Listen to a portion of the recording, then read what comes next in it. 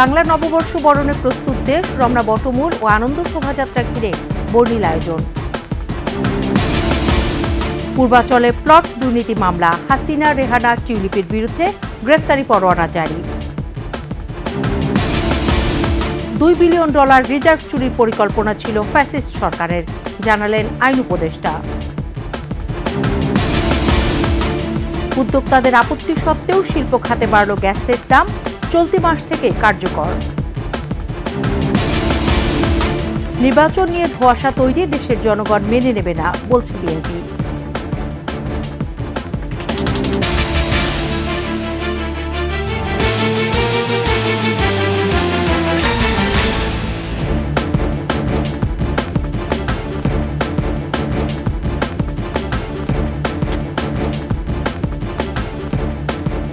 শুনছিলেন সংবাদ শিরোনাম। আমন্ত্রণ রাতের 21 সংবাদে, সাথে আছি সোনিয়া স্নিগ্ধা। দর্শক, 21 টেলিভিশনের সংবাদ একই সাথে সরাসরি দেখতে পাবেন আমাদের ফেসবুক পেজ www.facebook.com/2124 অনলাইনে। এছাড়াও সাবস্ক্রাইব করতে পারেন www.youtube.com/@21 ইটিভি চ্যানেলে। এছাড়াও সংবাদ আরও থাকছে। পরিবর্তনের অঙ্গীকার নিয়ে এগিয়ে চলার প্রত্যয়, 21 রজত জয়ন্তীতে চেয়ারম্যান ও সিইও আব্দুস সালাম।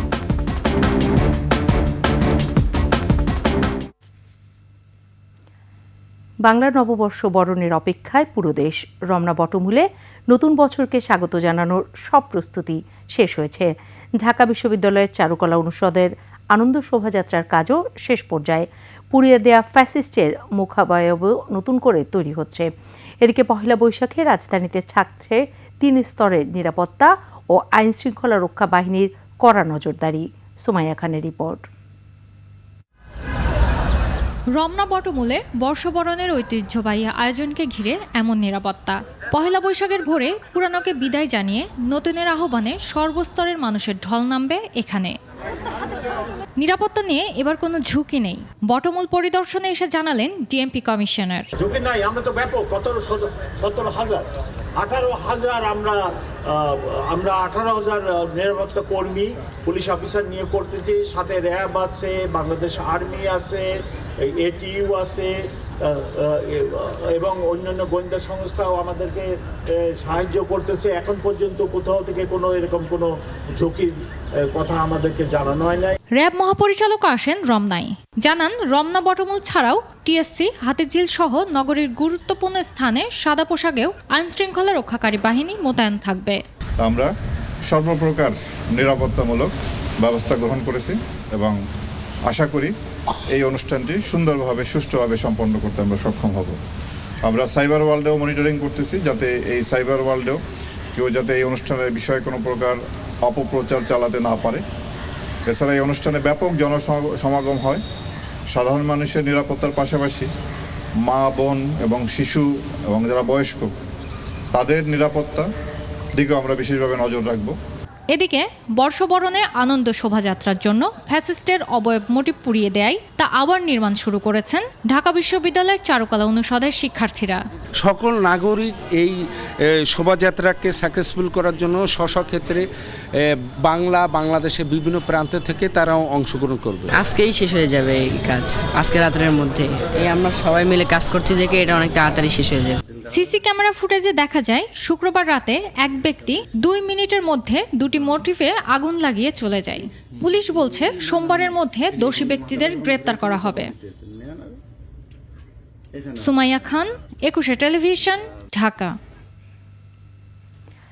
পূর্বাচলে প্লট বরাদ্দে জালিয়াতির অভিযোগে দুদকের মামলায় ক্ষমতাচ্যুত প্রধানমন্ত্রী শেখ হাসিনা, তার ছোট বোন শেখ রেহানা ও রেহানার 2 সন্তান টিউলিপ সিদ্দিক ও রাদওয়ান মুদিব সিদ্দিক ববি সহ 53 জনের বিরুদ্ধে গ্রেফতারি পরোয়ানা জারির আদেশ দিয়েছে আদালত।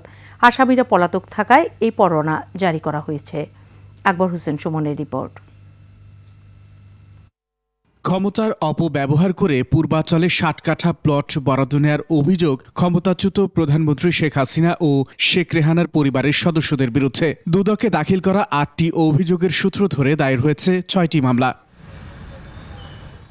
ঢাকা মহানগর আদালত মামলার অভিযোগপত্র গ্রহণ করে শেখ হাসিনা সহ 53 জনের বিরুদ্ধে জারি করেছে গ্রেফতারি পরোয়ানা। পলাতক হিসাবে তিনি এই মামলা যদি তিনি নির্ধারিত সময়ের মধ্যে বিজ্ঞ আদালতে যদি তিনি হাজির না হয়ে আত্মপক্ষ সমর্থনের সুযোগ না নেন, তাহলে তার অনুপস্থিতিতে বিচার কার্যক্রম শুরু করা হবে। এর আগে প্লট দুর্নীতির আরেকটি মামলায় শেখ হাসিনা ও তার মেয়ে সাইমা ওয়াজেদ পুতুলের বিরুদ্ধে গত 10 এপ্রিল গ্রেফতারি পরোয়ানা জারির আদেশ দেওয়া হয়।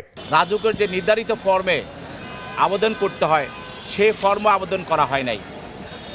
এইভাবে নামমাত্র একটি দরখাস্ত দিয়ে অবৈধভাবে এই মামলায় রেহানা সিদ্দিক এবং আরেকটি মামলায় তাজমিনা সিদ্দিক, রাদওয়ান মুজিব সিদ্দিক প্রত্যেকের নামে 10 কাঠা একটি প্লট এটা তারা বরাদ্দ নেয়। গ্রেফতার সংক্রান্ত প্রতিবেদন দাখিলের জন্য আগামী 27 এপ্রিল দিন ধার্য করেন আদালত। আকবর হোসেন সুমন, 21 টেলিভিশন, ঢাকা। বিগত ফ্যাসিস্ট সরকারের আমলে বাংলাদেশ ব্যাংকের রিজার্ভ থেকে $2 বিলিয়ন চুরির পরিকল্পনা করা হয়েছিল বলে জানিয়েছেন আইন উপদেষ্টা অধ্যাপক আসিফ নজরুল। বলেন, এটা করতে পারলে বাংলাদেশে দুর্ভিক্ষ দেখা দেওয়ার সম্ভাবনা ছিল। দুপুরে সংবাদ সম্মেলনে তিনি আরও বলেন, এখন পর্যন্ত রাজনৈতিক হয়রানিমূলক 7,184টি মামলা প্রত্যাহারের সুপারিশ করা হয়েছে। বিস্তারিত মফিউর রহমানের রিপোর্টে।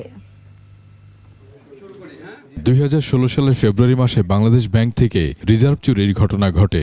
আইন উপদেষ্টা বলেন, $2 বিলিয়ন চুরির পরিকল্পনা করা হলেও হ্যাকাররা শেষ পর্যন্ত হ্যাকিংয়ের মাধ্যমে $88 মিলিয়ন চুরি করতে সক্ষম হয়েছিল।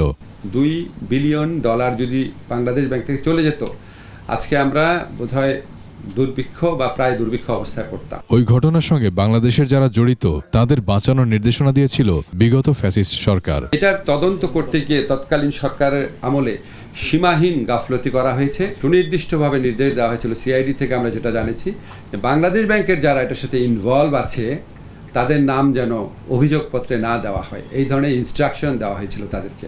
উপদেষ্টা বলেন, গত 15 বছরে রাজনৈতিক বিবেচনায় দায়ের করা মামলার সংখ্যা 50,000-এর বেশি।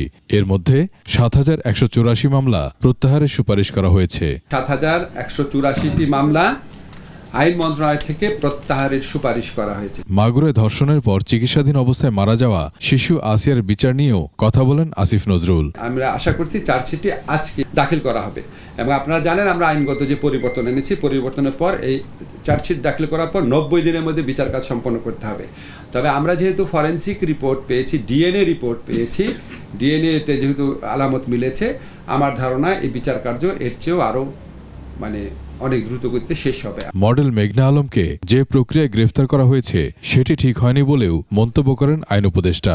যে প্রক্রিয়ায় গ্রেফতার করা হয়েছে স্পেশাল পাওয়ারস অ্যাক্ট, সেটা সঠিক হয় নাই।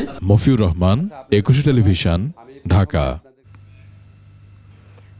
উদ্যোক্তাদের আপত্তি সত্ত্বেও গ্যাসের দাম গড়ে 33% বাড়ল। শিল্পে প্রতি ঘনমিটার গ্যাসের দাম 30 টাকা থেকে বাড়িয়ে 40 টাকা পুনর্নির্ধারণ করা হয়েছে। গ্যাসের দাম বেড়েছে ক্যাপটিভ পাওয়ারেও। Bangladesh energy regulatory commission BERC জানিয়েছে, গ্যাসের নতুন দর চলতি এপ্রিল মাসের বিল থেকে কার্যকর হবে। তৌহিদুর রহমানের রিপোর্ট। হাসিনা সরকারের 15 বছরে দেশে গ্যাস অনুসন্ধান ও উত্তোলনের কার্যকর কোনো উদ্যোগ ছিল না। এলএনজি আমদানি করে কমিশন বাগিয়ে নেওয়া ছিল হাসিনা ঘনিষ্ঠদের প্রধান লক্ষ্য। তবে ডলার সংকটে ক্ষমতা হারানোর শেষ দিকে এলএনজি আমদানিও বাধাগ্রস্ত হয়। সংকটে পড়ে দেশের শিল্প খাত, যা এখনও কাটিয়ে ওঠা সম্ভব হয়নি। অন্তর্বর্তী সরকার দায়িত্ব নিয়ে গ্যাসের সরবরাহ স্বাভাবিক রাখার উদ্যোগ নিয়েছে। তবে দ্রুত সময়ে গ্যাস অনুসন্ধান ও উত্তোলন সম্ভব না থাকায় এখনও এলএনজি আমদানি ভরসা। এমন বাস্তবতায় গ্যাসের দাম সমন্বয়ের পথে হাঁটল সরকার। ব্যবসায়ীদের আপত্তি সত্ত্বেও শিল্প ও ক্যাপটিভ পাওয়ারে দাম বাড়ল গড়ে 33%। অংশীজনের বক্তব্য এবং বাস্তব অবস্থা বিবেচনায় কমিশন নতুন প্রতিশ্রুত বিদ্যমান গ্রাহকের জন্য, বিদ্যমান বলতে যারা অনুমোদিত লোডের চেয়ে বেশি ব্যবহার করবে, তাদের জন্য প্রস্তাবিত যে 150% বৃদ্ধি ছিল তার পরিবর্তে আমরা 33% প্লাস মাইনাস বাড়ানোর জন্য আমরা সিদ্ধান্ত নিয়েছি। বিআরসি চেয়ারম্যান জানান, শিল্পে ব্যবহৃত গ্যাসের দাম ঘনমিটার প্রতি 30 টাকা থেকে বাড়িয়ে 40 টাকা করা হয়েছে। পাশাপাশি ক্যাপটিভে 31.75 টাকা থেকে বাড়িয়ে 42 টাকা নির্ধারণ করা হয়েছে। বর্ধিত ব্যয় মোকাবেলার জন্য পেট্রোবাংলা এবং তার অধীনস্থ বিতরণ কোম্পানিগুলি গত জানুয়ারি মাসে তারা গ্যাসের মূল্য বৃদ্ধির জন্য বিশেষ করে নতুন প্রতিশ্রুত এবং বিদ্যমান যারা অনুমোদিত লোডের চেয়ে বেশি ব্যবহার করবে তাদের জন্য গ্যাসের মূল্য বৃদ্ধির জন্য প্রস্তাব প্রেরণ করে। নতুন শিল্পের পাশাপাশি এখন যারা অনুমোদিত লোডের বেশি গ্যাস ব্যবহার করছেন সেসব শিল্প প্রতিষ্ঠানকেও 30 টাকার পরিবর্তে 40 টাকা দরে বিল দিতে হবে বলে জানিয়েছে বিইআরসি। তৌহিদুর রহমান, 21 টেলিভিশন, ঢাকা। প্রধান উপদেষ্টা প্রফেসর মোহাম্মদ ইউনূস বলেছেন, নানা মত, ধর্ম, রীতিনীতির মধ্যেও আমরা সবাই এক পরিবারের সদস্য। আন্তর্জাতিক বৌদ্ধবিহারের সম্প্রীতি ভবনের ভিত্তি স্থাপন অনুষ্ঠানে সবাইকে পহেলা বৈশাখের সার্বজনীন উৎসবে অংশ নেওয়ার আহ্বান জানান প্রধান উপদেষ্টা। এদিকে শান্তি সম্প্রীতি রক্ষায় সেনাবাহিনী সদা প্রস্তুত বলে মন্তব্য করেছেন সেনাবাহিনীর প্রধান জেনারেল ওয়াকারুজ্জামান। আরও জানাচ্ছেন সঞ্জয় অধিকারী। সকালে ঢাকার মেরুলবাড্ডায় আন্তর্জাতিক বৌদ্ধ বিহারে সম্প্রীতি ভবনের ভিত্তিপ্রস্তর স্থাপন করেন প্রধান উপদেষ্টা ডক্টর মুহাম্মদ ইউনূস। পরে সেখানে মতবিনিময় অনুষ্ঠানের আয়োজন করা হয়। এতে অংশ নিয়ে সেনাবাহিনী প্রধান জেনারেল ওয়াকারুজ্জামান বলেন, সব ধর্ম বর্ণের সম্প্রীতির মাধ্যমে হিংসা বিদ্বেষবিহীন দেশ গড়ে তুলতে সেনাবাহিনী বদ্ধপরিকর। বাংলাদেশ একটা সম্প্রীতির একটা দেশ। এ দেশে হাজার হাজার বছর ধরে সকল ধর্ম, বর্ণ, গোত্র নির্বিশেষে আমরা শান্তিতে বসবাস করে আসছি। সেটারই একটা প্রতিফলন আজকের এই অনুষ্ঠান। আমরা চাই সবাই একসাথে এখানে সুন্দরভাবে বসবাস করব, সেই উদ্দেশ্যেই আমরা সবসময় কাজ করে যাচ্ছি। এ সময় আন্তর্জাতিক বৌদ্ধবিহারকে বাংলাদেশের সাম্প্রদায়িক সম্প্রীতির নিদর্শন উল্লেখ করে প্রধান উপদেষ্টা বলেন, প্রতিষ্ঠার পর থেকে এটি বৌদ্ধ ধর্মাবলম্বী সহ বাংলাদেশের জাতীয় স্বার্থ সংশ্লিষ্ট বিষয়ে গুরুত্বপূর্ণ ভূমিকা পালন করে আসছে। অতি প্রাচীন সময় থেকে এই অঞ্চলের গুরুত্বপূর্ণ শিক্ষা প্রতিষ্ঠান হিসেবে আবির্ভূত হয়েছিল এখানকার বৌদ্ধ বিহারগুলো। এগুলো আমাদের ঐতিহ্য ও সভ্যতার নিদর্শন। শুধু ধর্মীয় আচার ও শিক্ষা নয়, সমাজের জনকল্যাণকর কর্মসূচিরও কেন্দ্র ছিল এদেশের বৌদ্ধ বিহারগুলো। প্রাচীনকাল থেকেই বৌদ্ধ বিহারের অবদানের কথাও তুলে ধরেন তিনি। নানা মত, ধর্ম, রীতিনীতির মধ্যেও আমরা সবাই এক পরিবারের সদস্য। এদেশের হিন্দু, মুসলমান, বৌদ্ধ, খ্রিস্টান, পাহাড় ও সমতলের বিভিন্ন সম্প্রদায় ও জনগোষ্ঠী সব মিলিয়ে এদেশের মানুষের বিচিত্র ভাষা, সংস্কৃতি, ঐতিহ্য। অনুষ্ঠানে বাংলা নববর্ষের আগাম শুভেচ্ছা জানিয়ে তিনি সবাইকে নিজ নিজ রীতিতে শান্তিপূর্ণভাবে বর্ষবরণের আহ্বান জানান। প্রত্যেকে নিজ নিজ উপায়ে নিজেদের রীতি অনুযায়ী আগামীকালকে উদযাপন করব। সঞ্জয় অধিকারী, 21 টেলিভিশন, ঢাকা। গণতন্ত্রের কথা বলে উল্টো দিকে চলা, নির্বাচন নিয়ে ধোঁয়াশা তৈরি, এসব দেশের জনগণ মেনে নেবে না বলে মন্তব্য করেছে বিএনপি। দলটির নেতারা প্রশ্ন তুলেছেন, কাদের সুযোগ দিতে নির্বাচনের তারিখ পেছাচ্ছে প্রধান উপদেষ্টা। দ্রুত সুষ্ঠু ভোটের মাধ্যমে দেশে গণতন্ত্র ফিরিয়ে না আনলে ছাত্র জনতার গণ অভ্যুত্থানের আকাঙ্ক্ষা ব্যর্থ হবে বলেও মন্তব্য করেন তারা। মাহিলা ইসলামের রিপোর্ট। ঢাকা বিশ্ববিদ্যালয়ের চারুকলায় বর্ষবরণ অনুষ্ঠানের প্রস্তুতি পর্ব পরিদর্শন করেন বিএনপির সিনিয়র যুগ্ম মহাসচিব রুহুল কবির রিজভী। আনন্দ শোভাযাত্রার প্রস্তুতি পর্ব পরিদর্শন শেষে রিজভী বলেন, বাঙালির ঐতিহ্য রক্ষায় দরকার শিল্পীর স্বাধীনতা। এ সময় তিনি আরও বলেন, নির্বাচন নিয়ে ধোঁয়াশা তৈরির চেষ্টা চলছে।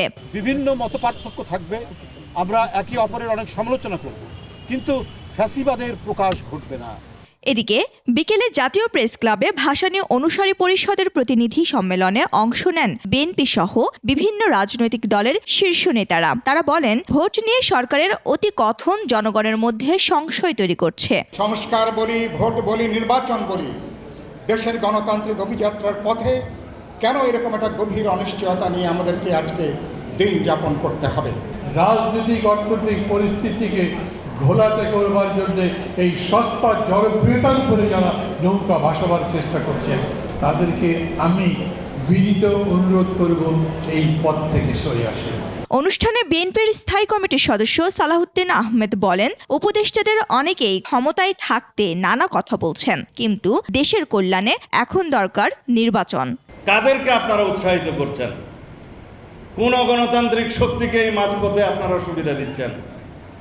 কাদেরকে সুবিধা দেওয়ার জন্য, কাদের এজেন্ডা বাস্তবায়নের জন্য মাননীয় প্রধান উপদেষ্টা প্রায় ডিসেম্বর থেকে জুন এই সমস্ত আসা যাওয়া করছেন?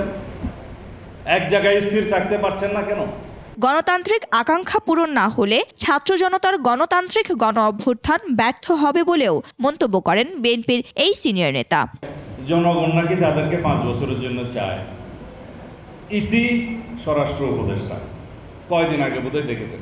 নির্বাচিত সরকারের বিকল্প তো আপনারা হতে পারেন না, আপনারা অবশ্যই অনির্বাচিত, সেটা প্রতিদিনই আপনাকে স্মরণ করিয়ে দেওয়া হবে।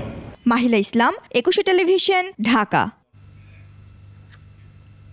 বাঙালি কৃষ্টি ও সংস্কৃতি ধারণ করেই নতুন প্রজন্মকে সঙ্গে নিয়ে দেশে সাংস্কৃতিক বিপ্লব ঘটবে। এর জন্য নিরলসভাবে কাজ করে যাচ্ছে 21 টেলিভিশন।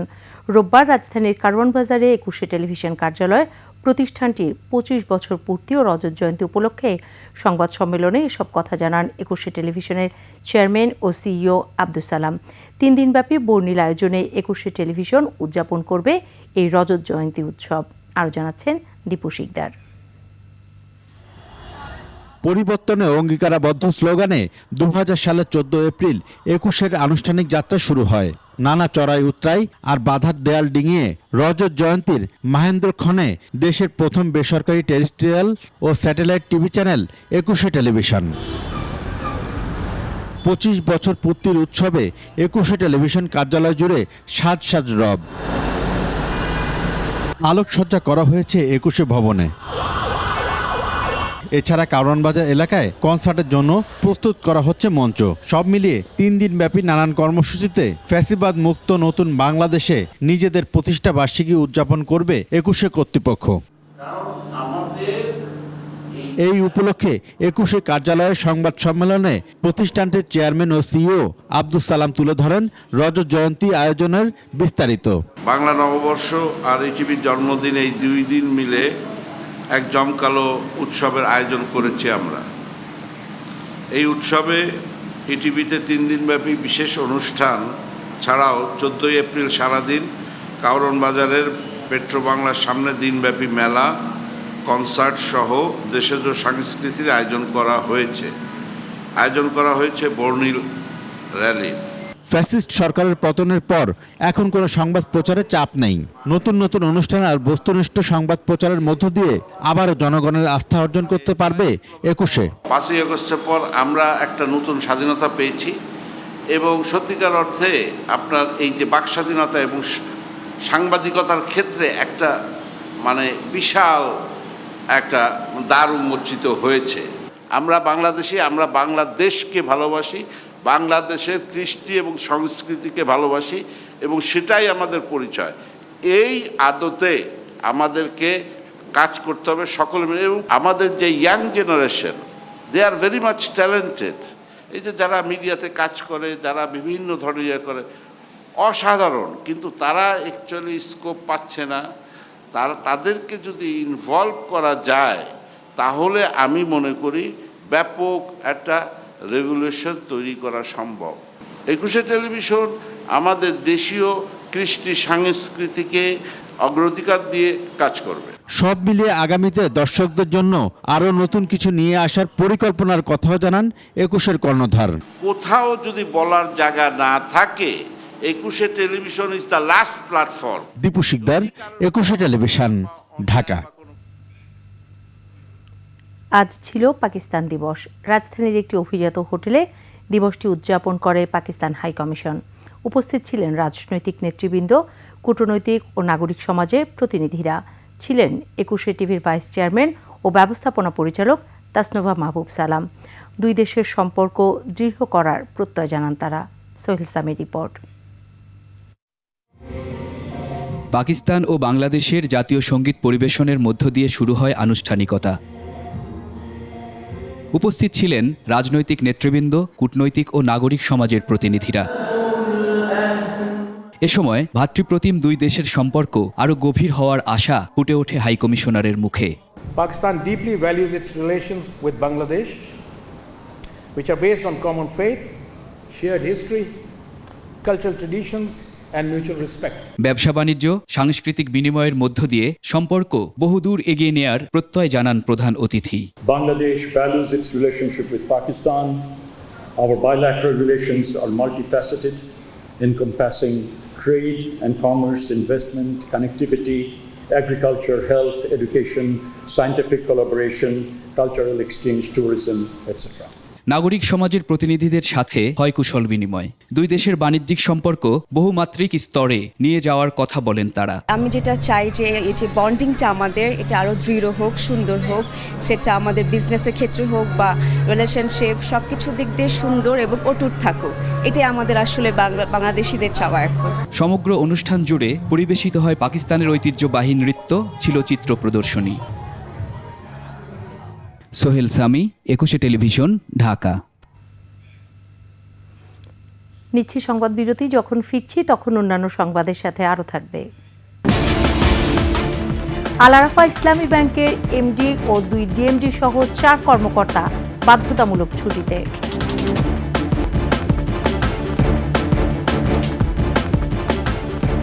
আবারও আমন্ত্রণ রাতের 21 সংবাদে। চট্টগ্রামে ডিসি হিলে পহেলা বৈশাখের অনুষ্ঠানের জন্য তৈরি করা মঞ্চ, প্যান্ডেল, চেয়ার, ব্যানার সহ আনুষঙ্গিক জিনিসপত্র ভাঙচুরের ঘটনা ঘটেছে। এ ঘটনায় 6 জনকে আটক করেছে পুলিশ। রাত 8টার দিকে বেশ কয়েকজন যুবক এসব মঞ্চ ভেঙে তছনছ করেন বলে জানান আয়োজকরা। এদিকে এ ঘটনার প্রতিবাদে পহেলা বৈশাখের অনুষ্ঠান বর্জনের ঘোষণা দিয়েছেন চট্টগ্রামের সাংস্কৃতিক কর্মীরা। নগর পুলিশের উপকমিশনার আলমগীর হোসেন জানান, ভাঙচুরের ঘটনায় 6 জনকে আটক করা হয়েছে, তাদেরকে জিজ্ঞাসাবাদ করা হচ্ছে। আয়োজকরা জানান, পহেলা বৈশাখের বর্ণাঢ্য অনুষ্ঠানের মঞ্চ তৈরি করা হয়েছিল, একই সাথে ডিসি হিলে প্যান্ডেল তৈরি সহ নানা সাজসজ্জা করা হয়েছিল। ব্যাংকের এজেন্ট ব্যাংকিং বিভাগের অর্থ তছরূপ করার অভিযোগে আল আরাফা ইসলামী ব্যাংকের ব্যবস্থাপনা পরিচালক ফরমান আর চৌধুরী, উপব্যবস্থাপনা পরিচালক ও প্রধান আর্থিক কর্মকর্তা মোহাম্মদ নাদিম সহ 4 কর্মকর্তাকে বাধ্যতামূলক ছুটিতে পাঠানো হয়েছে। অপর 2 কর্মকর্তা হলেন ব্যাংকটির ডিএমডি ও তথ্য প্রযুক্তি বিভাগের প্রধান আমিনুল ইসলাম ভুইয়া ও ট্রেজারি বিভাগের প্রধান মোহাম্মদ আব্দুল মমিন। আজ রোববার ব্যাংকের পরিচালনা পর্ষদের সভায় এই সিদ্ধান্ত হয় বলে জানা গেছে। সিদ্ধান্তটি আজ থেকে কার্যকর করা হয়েছে। পর্ষদ সূত্রে জানা গেছে, বাংলাদেশ ব্যাংকের পরিদর্শনে ব্যাংকটির এজেন্ট ব্যাংকিং বিভাগের অর্থ তছরূপ করার ঘটনা ধরা পড়ে। এর পরিপ্রেক্ষিতে জড়িত ও সুবিধাভোগী কর্মকর্তাদের বিরুদ্ধে শাস্তিমূলক ব্যবস্থা নেওয়ার নির্দেশ দেয় বাংলাদেশ ব্যাংক। পাশাপাশি আরও অধিকতর তদন্তের জন্য জড়িত কর্মকর্তাদের ছুটিতে পাঠানোর জন্য পরামর্শ দেওয়া হয়।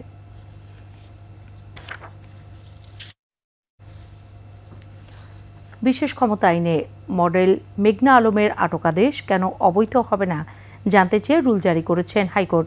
বিচারপতি রাজিক আল জলিল ও বিচারপতি তামান্না রহমান খালিদের হাইকোর্ট বেঞ্চ 2 সপ্তাহের মধ্যে রুলের জবাব দিতে বলেছেন বিবাদীকে। এদিকে এ ঘটনায় সংবিধানের 31 এবং 32 অনুচ্ছেদ পরিপন্থী উল্লেখ করে দেশের 23 জন মানবাধিকার কর্মী প্রতিবাদ জানিয়েছেন। মডেল মেঘনা আলমের সাথে ঘটে যাওয়া ঘটনার স্বচ্ছ তদন্তেরও আহ্বান জানান তারা। গত 10 April Dhaka chief metropolitan magistrate আদালত মেঘনা আলমকে বিশেষ ক্ষমতা আইনে 30 দিনের জন্য কারাগারে পাঠানোর নির্দেশ দেন।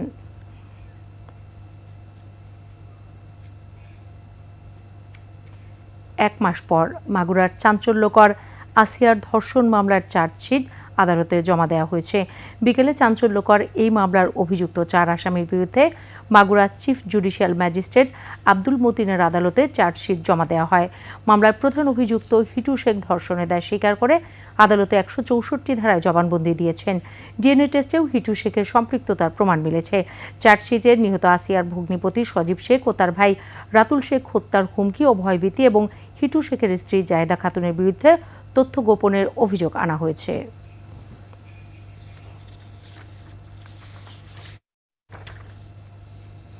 নিচ্ছি সংবাদ বিরতি, যখন ফিরছি তখন অন্যান্য সংবাদের সাথে আরও থাকবে। গাজায় নির্বিচারে ইসরায়েলি বিমান হামলা, রেহাই পাচ্ছে না হাসপাতালও।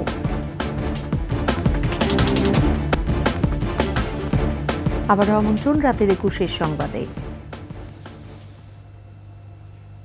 এবার বাণিজ্য সংবাদ।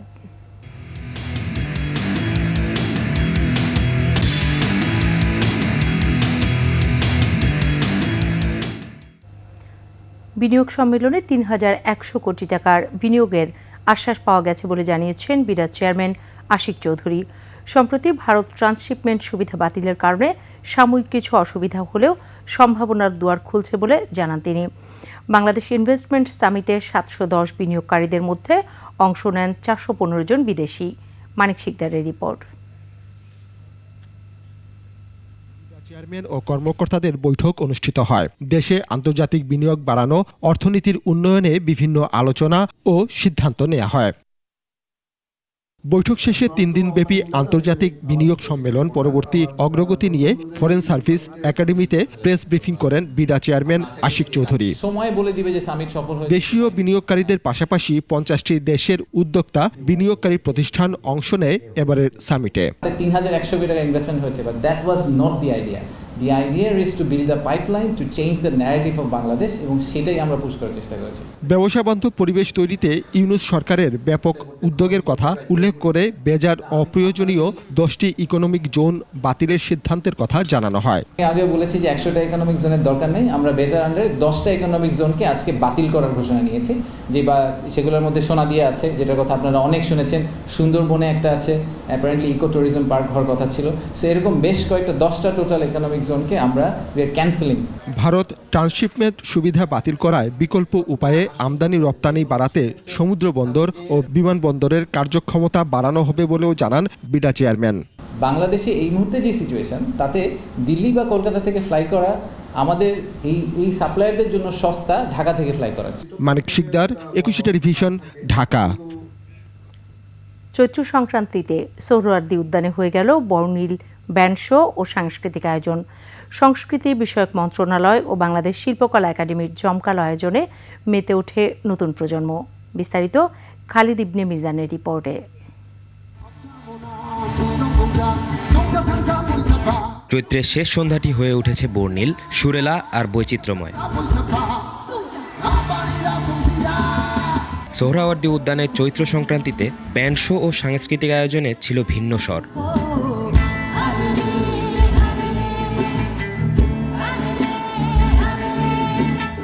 মারমা, ত্রিপুরা, চাকমা, খাসিয়া ও গারো জনগোষ্ঠীর নিজস্ব সঙ্গীত আর নৃত্যে মুগ্ধ হয় হাজারো দর্শক। পাহাড়ি ব্যান্ড ইমাং, চিম্বুক, ইনভোকেশন আর দা রাবুগা পরিবেশন করে গান।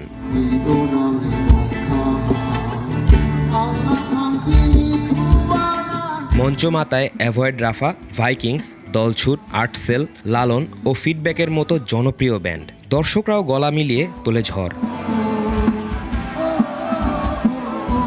অজুদ মুখে উচ্ছ্বাস, উন্মাদনা সব মিলিয়ে চৈত্র সংক্রান্তির আয়োজন হয়ে ওঠে অনন্য এক মিলন মেলা।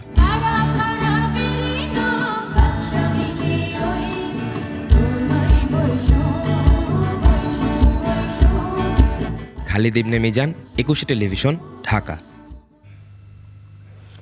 শেষ করছি রাতের 21 সংবাদ। যাবার আগে সংবাদ শিরোনামগুলো আরও একবার। বাংলা নববর্ষ বরণে প্রস্তুত দেশ, রমনা বটমূল ও আনন্দ শোভাযাত্রা ঘিরে বর্ণিল আয়োজন। পূর্বাচলে প্লট দুর্নীতি মামলা, হাসিনা রেহানার টিউলিপের বিরুদ্ধে গ্রেফতারি পরোয়ানা জারি। $2 বিলিয়ন রিজার্ভ চুরির পরিকল্পনা ছিল ফ্যাসিস্ট সরকারের, জানালেন আইন উপদেষ্টা। উদ্যোক্তাদের আপত্তি সত্ত্বেও শিল্প খাতে বাড়ল গ্যাসের দাম, চলতি মাস থেকেই কার্যকর। নির্বাচন নিয়ে ধোঁয়াশা তৈরি, দেশের জনগণ মেনে নেবে না, বলছে বিএনপি।